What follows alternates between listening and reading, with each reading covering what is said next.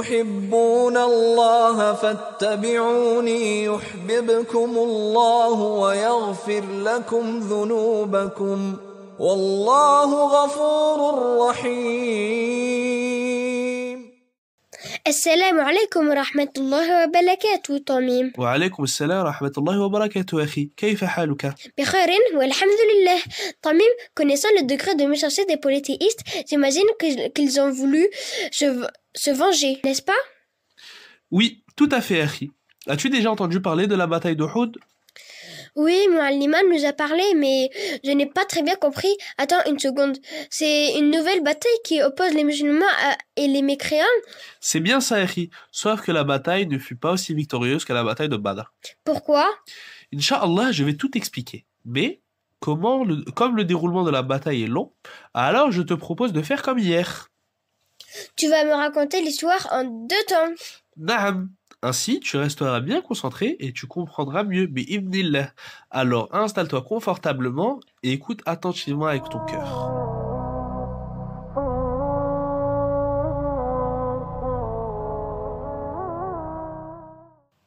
Comme je te le disais hier, à la Mecque, le retour des vaincus fut beaucoup plus triste. Tout le monde pleurait les morts, troublé. Abu Lahab questionna les Qurayshites qui avaient pris la fuite à la fin de la bataille. Ils se défendirent en invoquant une force inhumaine qui les avait effrayés. Pour se venger, Abu Lahab agressa un esclave affranchi musulman d'Al-Abbas, l'oncle paternel du prophète. L'épouse d'Al-Abbas, elle aussi musulmane, fortement exaspérée par le comportement insensé d'Abu Lahab, le frappa avec une souche de bois et sa tête se fendit.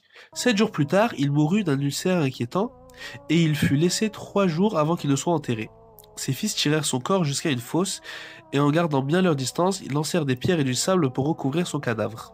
Quelle fin atroce et terrible pour cet homme qui s'est bien moqué de son neveu au lieu de le soutenir.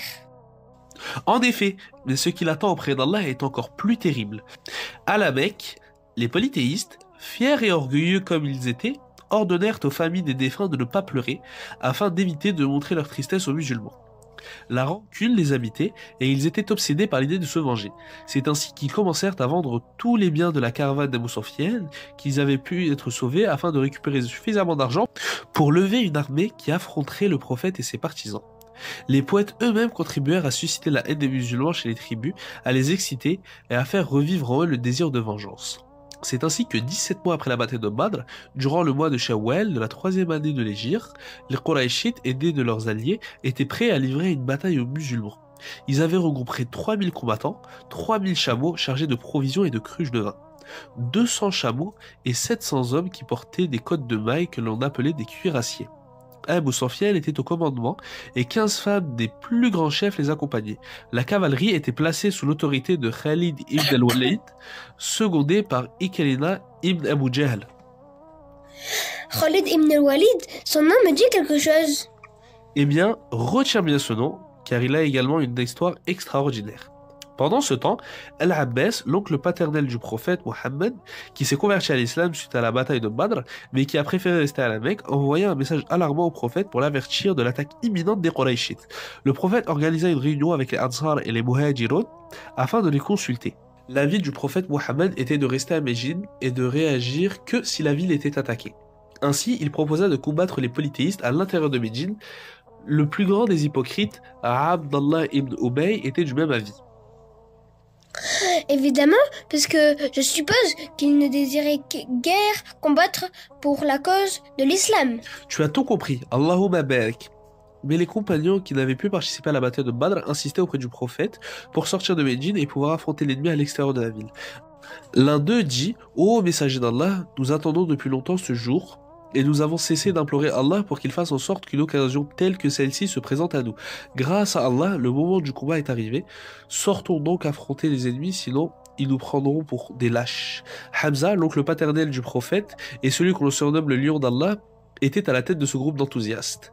Le prophète accepta alors et décida d'aller à la rencontre de l'ennemi en dehors de la cité, au mont Uhud, situé à 3 km environ de Médine. Ils mirent au point différentes stratégies de guerre à l'encontre de l'ennemi et assurèrent la garde rapprochée du prophète Mohammed sallallahu alayhi wa sallam. Ils quittèrent ainsi Médine en comptant 1000 combattants, dont 100 possédaient des côtes de mailles, et ils se rendirent au champ de bataille. 1000 soldats, mais l'armée des polythéistes était 3 fois plus grande. Oui, c'est bien ça. Écoute bien la suite, tu verras que tu n'es pas le seul à avoir été surpris. Le lendemain à l'aube, ils arrivèrent à un endroit où l'ennemi était suffisamment près pour que les uns et les autres puissent se voir. C'est à ce moment que Abdallah ibn Ubay, l'hypocrite, se retourna contre les musulmans et décida de rebrancher chemin. Un tiers de l'armée se retira, puis 300 combattants qui se révoltèrent et sortirent de l'armée musulmane qui ne comptait à présent plus que 700 hommes. L'objectif de ces hypocrites était de semer le trouble au sein de l'armée musulmane, de démotiver tous les guerriers, afin de délaisser le prophète, facilitant ainsi sa capture. Allah les mentionna dans les versets 166 et 167 de la Surah 3 Al-Imran. Et tout ce que vous avez subi, le jour où les deux troupes se rencontrèrent, c'est par permission d'Allah, et afin qu'il distingue les croyants et qu'il distingue les hypocrites. On avait dit à ceux-ci, venez combattre dans le sentier d'Allah, ou repousser l'ennemi. Ils dirent, bien sûr que nous vous suivrons si vous étiez sûrs qu'il y avait une guerre. Ils étaient ce jour-là plus près de la mécréance que de la foi. Ils disent de leur bouche ce qui n'est pas dans leur cœur, et Allah sait fort bien ce qu'ils s'y cachent. وما أصابكم يوم التقى الجمعان فبإذن الله وليعلم الذين نافقوا وقيل لهم تعالوا قاتلوا في سبيل الله أو ادفعوا قالوا لو نعلم قتالا لاتبعناكم هم للكفر يومئذ أقرب منهم للإيمان يقولون بأفواههم ما ليس في قلوبهم والله أعلم بما يكتمون. Et alors qu'on décide de faire les musulmans? La stratégie des hypocrites échoua puisque malgré tout, les musulmans firent face aux polythéistes qui eux étaient au nombre de 3000. Masha'Allah, il avait une force vraiment incroyable. Oui, et ce courage et cette force proviennent d'une grande foi très solide. Le prophète Mohammed sallallahu alayhi wa sallam contourna l'armée mécoise pour installer son campement juste devant le mont Uhud.